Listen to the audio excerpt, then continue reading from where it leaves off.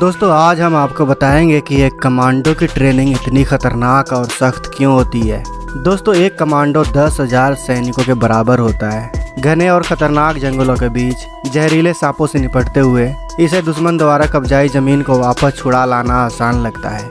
यही वजह है कि किसी भी देश की सुरक्षा ऐसे ही कमांडो के हाथों में होती है, जिन्हें हर देश अपनी सेना को फौलाद बनाने के लिए कड़ी से कड़ी ट्रेनिंग देता है। इन्हें जिस्मानी और जहनी तौर पर मजबूत बनाया जाता है। इनकी ट्रेनिंग देखकर तो आप सर से लेकर पाँव तक कांप जाएंगे। यकीन नहीं आता तो आप खुद देख लीजिए। और जब आप अंत में पाकिस्तान के कमांडो के बारे में जानेंगे तो आप चौंक जाएंगे। तो क्या वो हमसे ज़्यादा मजबूत है? आपको क्या लगता है? कमेंट बॉक्स में ज़रूर बताइएगा। Number 1, 36 hours stretch training camp. दोस्तों पैरा कमांडो का चयन सेना की अलग अलग रेजिमेंट से किया जाता है। इसके बाद इनकी ट्रेनिंग के लिए इनको पैरा कमांडो की ट्रेनिंग कैंप भेज दिया जाता है, जहां इन्हें 3 से 6 महीने तक सख्त बेसिक ट्रेनिंग दी जाती है। इसके बाद इनकी 36 घंटे की एक खास स्ट्रेस ट्रेनिंग होती है। 36 घंटे की इस बेहद ही सख्त और भयानक तकलीफ देने वाली ट्रेनिंग में खरा उतरने के बाद ही कमांडो को सम्मानीय मैरून रंग की कैप मिलती है, यानी बलिदान का ताज। 36 घंटे की इस स्ट्रेस ट्रेनिंग की शुरुआत रात के वक्त से होता है। अधूरी नींदों से जवानों को उठाकर एक लाइन में खड़ा होने का ऑर्डर दिया जाता है। आपको बता दें कि यह जवान पिछले 1 हफ्ते से सिर्फ 1 या 2 घंटे की ही नींद लेते आ रहे हैं। इसके बाद जवानों को अधूरी नींद में ही बार बार रूटीन एक्सरसाइज करनी होती है। ऐसा तब तक होता रहता है जब तक इनमें से कोई एक हार ना मान ले। इसके बाद जवानों को एक 30 किलो के बैटल लोड को लेकर खड़ी पहाड़ी पर चढ़ाई करनी होती है, जो कि 10 किलोमीटर लंबी होती है, लेकिन इसे 2 घंटे में कंप्लीट करना होता है। इसके बाद अपने दोस्त को कंधे पर लाद कर चलना होता है, जो कि इस भावना से प्रेरित होता है कि पैरा कमांडो किसी भी परिस्थिति में अपने साथी को दुश्मन के बीच नहीं छोड़ेंगे। इतना ही नहीं, इसके बाद इन जवानों को 1.18 किलोमीटर के दायरे को 3 राउंड लगाने होते हैं, जिसमें हर राउंड में वजन को बढ़ा दिया जाता है। पहले राउंड में जवानों को 30 किलो का बैटल लोड, 7 किलो के हथियार, साथ में 20-20 लीटर के 2 जेरिकेन को लाद कर इन्हें चक्कर लगाना होता है। वहीं दूसरे राउंड में इन्हें 60 से 85 किलो के ट्रक के टायर को उठाकर चक्कर लगाना होता है। और तीसरे राउंड में 30 से 80 किलो के लकड़ी के टुकड़े को उठाकर 1.81 किलोमीटर के रास्ते को तय करना होता है, वो भी सिर्फ 1 घंटे में। इस चरण को वेट शिफ्टिंग कहते हैं। इसके बाद नंबर आता है पानी के 12 फुट गहरे उस टैंक का, जिसमें इन जवानों को हाथ पैर बांधकर फेंक दिया जाता है, जिसका पानी बर्फ से भी ज़्यादा ठंडा होता है। इसमें सबसे खतरनाक बात यह है कि ट्रेनिंग देने वाला ट्रेनर जवानों को बार बार पानी में डुबाता है। इस दौरान वह जवानों को सिर्फ उतनी ही सांस लेने देता है जितनी वह जिंदा रह सके। यह ट्रेनिंग इसलिए भी दी जाती है ताकि मिशन के दौरान एक कमांडो ज़्यादा से ज़्यादा स्ट्रेस झेल सके। आखिर कमांडो बनना कोई बच्चों का खेल थोड़ी होता है। अगर कोई इस ट्रेनिंग परीक्षा में फेल हो जाता है तो उसका यह मैरून कलर का कैप पहनने का सपना टूट जाता है। 36 में से 14 घंटे बीत जाने के बाद इन्हें गटर के पानी जैसा पानी पीने को दिया जाता है, जो दरअसल जूस होता है, जिसमें डिहाइड्रेटेड सॉल्यूशन मिला होता है। इस प्रक्रिया से गुजरने के बाद इन जवानों की बौद्धिक क्षमताओं को परखा जाता है, और यह सब बहुत दबाव भरे माहौल में होता है। इस दौरान इन्हें लिखित में ट्रेनिंग के दौरान मिले हर छोटे बड़े अनुभवों को लिखना होता है। इसके बाद जवानों का मेडिकल टेस्ट किया जाता है, जिसमें सफल होने के बाद इन्हें 10 किलोमीटर पैदल चलना होता है। ये मार्च पूरा करने के बाद 20 घंटे से भूखे इन जवानों को रूखा सूखा खाने को दिया जाता है। खाना खाने के बाद इनको नींद आने लगती है, क्योंकि आपको याद दिला दे कि ये जवान पिछले 1 हफ्ते से ठीक से सोए नहीं होते हैं। ऊपर से पिछले 36 घंटों से ट्रेनिंग के कारण यह थक कर चूर हो चुके होते हैं, जिस कारण इनको नींद आने लगती है। और अगर कोई जवान इस बीच सो जाता है तो उसकी मैरून कैप पहनने की उम्मीद टूट जाती है।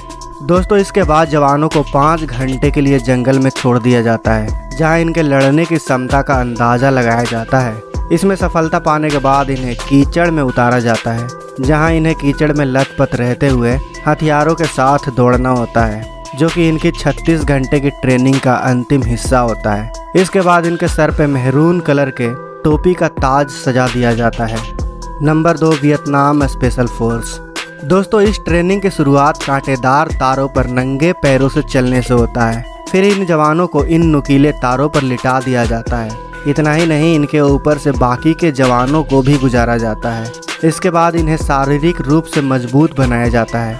इस दौरान इनके हाथ, पैर, कंधे पर पत्थर रखकर हथौड़े से तोड़ा जाता है। ट्रेनिंग के अन्य चरणों में जवानों को नुकीले कीलों पर नंगी पीठ के बल लिटा दिया जाता है और इनकी छाती पर एक बड़ा सा पत्थर रखकर उसे हथौड़े से तोड़ा जाता है, जिससे कई बार सैनिक घायल भी हो जाते हैं, लेकिन इनके मुंह से आह तक नहीं निकलती। दोस्तों, बात यहीं ख़त्म नहीं हो जाती। इसके बाद इनके ऊपर धारदार चाकू को गिराया जाता है, लेकिन इनका शरीर इतना सख्त हो चुका होता है कि ये चाकू इनका कुछ नहीं बिगाड़ पाते। इसके बाद इन जवानों को नंगे पांव शीशे के टुकड़ों पर भी चलाया जाता है, वो भी भारी वजन के साथ। और फिर दोस्तों, इसके बाद शुरू होती है इन जवानों की असली ट्रेनिंग, जिसके तहत इन्हें धारदार तलवार पर नंगी पीठ लिटाकर इनकी छाती पर एक बड़े से पत्थर को रखकर उसे हथौड़े से तोड़ा जाता है। अब देखिए वियतनाम सेना के इस जवान को, कैसे यह जवान गर्दन में लिपटी लोहे के मोटे रॉड को मोड़ देता है और फिर 1 मिनट में इससे आज़ाद भी हो जाता है। तरह तरह के ट्रेनिंग से गुजरने के बाद यह कमांडो शारीरिक रूप से चट्टानों की तरह मजबूत हो जाते हैं। इसके बाद इन सैनिकों को पानी के अंदर, पहाड़ों पर, घने जंगलों में लंबे समय तक भेज दिया जाता है, जहां वो युद्ध के लिए ही ट्रेंड किए जाते हैं। तब जाकर यह सेना का हिस्सा बन पाते हैं। Number 3, Gorkha boot camp. दोस्तों, गोरखा रेजिमेंट के कमांडो को मौत से जरा भी डर नहीं लगता।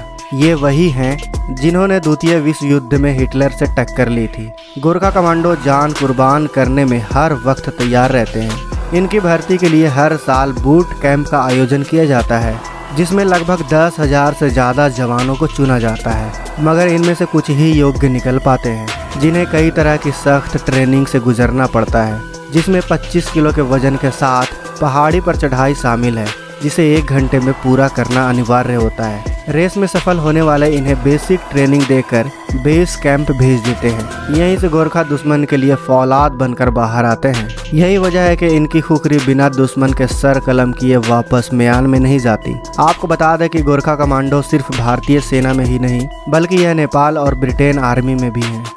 Number 4, People's Liberation Army China. दोस्तों, चीन के सैनिकों को बेहद सख्त ट्रेनिंग से होकर गुजरना पड़ता है, लेकिन इनकी ट्रेनिंग बाकी देशों से बिल्कुल अलग होती है, जिसमें इन्हें जिंदगी और मौत का सामना करना पड़ता है। ट्रेनिंग के दौरान इन सैनिकों को बच्चों की तरह जिंदा हैंड ग्रेनेड से कैच अप कैच खेलना होता है, जिसके ब्लास्ट होने से पहले इन्हें जमीन में दबाना होता है। अब आप खुद सोचिए कि ये कितना खतरनाक है। आपका क्या कहना है चीन के इस पागलपन पर? कमेंट बॉक्स में अवश्य बताइए। आपके कमेंट पढ़कर हमें बहुत मजा आएगा। Number 5, special service group Pakistan. दोस्तों, जंग के मैदान में हर बार भारत के हाथों शिकस्त पाने वाला पाकिस्तान भी अपने सैनिकों को सख्त ट्रेनिंग देता है। पाकिस्तान की स्पेशल सर्विस SSG अपने जवानों को ट्रेनिंग के दौरान हर वो ट्रेनिंग देता है जिससे वो सैनिक को फौलाद बना सके। ट्रेनिंग के शुरुआत में जवानों को 12 घंटे में 36 मील की दूरी तय करनी होती है और 50 मिनट में 20 मील की दूरी को दौड़कर पूरा करना होता है। इसके बाद इन्हें कई तरह के हथियार चलाना सिखाया जाता है।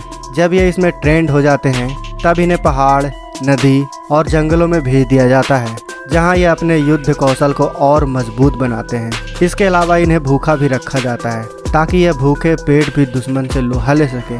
दोस्तों, आपको इन सभी कमांडो की ट्रेनिंग में से सबसे खतरनाक ट्रेनिंग किसकी लगी?